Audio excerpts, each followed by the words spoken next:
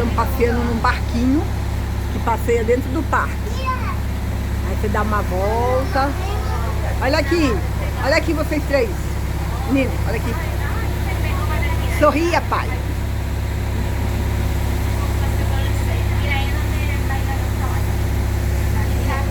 E aí a gente está andando dentro de um lago.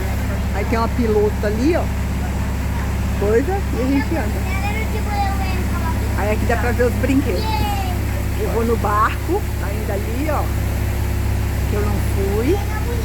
A gente já foi na montanha-russa, já foi no barco que gira dentro d'água.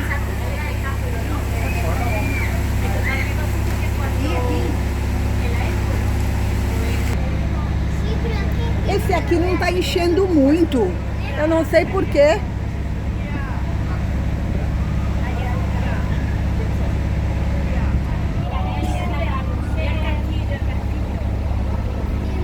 Ali as embarcações, barco pique, aí passeia tudo.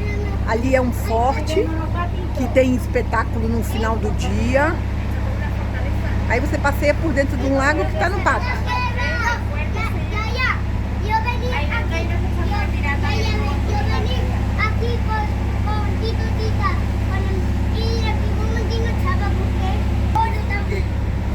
Ali tá a montanha-russa, mas nesse eu acho que eu não vou não.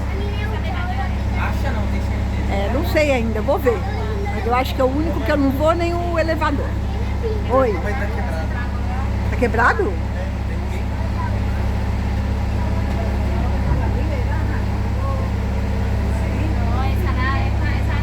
Aí vai passando num lago.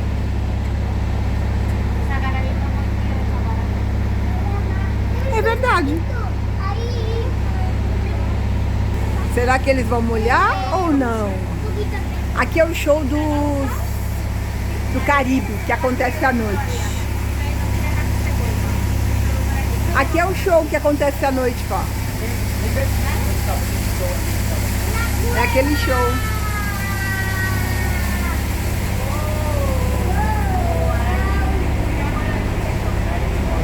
Olha aqui, olha aqui. Olha aqui, olha aqui, olha aqui.